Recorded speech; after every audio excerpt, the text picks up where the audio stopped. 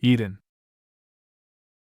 In the second chapter of Genesis, the creation of the first man takes place in a garden, also known as Eden, or the Garden of Eden, meaning delight, which belongs to the Creator God.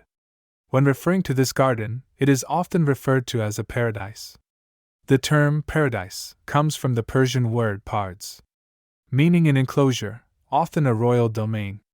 Pards was translated into Greek as paradisos, meaning a fenced park where wild animals and abundant vegetation can be found.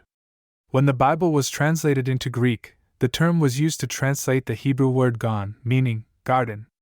Thus, the garden in the story of Adam and Eve became known as the paradise. Other biblical texts reflect the idea that Yahweh has a garden known as Eden. A text from the book of Ezekiel, chapter 28, contains another version of the expulsion from the garden of a primordial creature. In Genesis 13, the region of Sodom and Gomorrah, before its destruction, is described as so beautiful that it resembles the garden of Yahweh. The idea of a garden of Yahweh is based on the existence of royal gardens, which are widely attested in Mesopotamia and the Levant. Particularly interesting is the representation of the garden of the Assyrian king Sennacherib.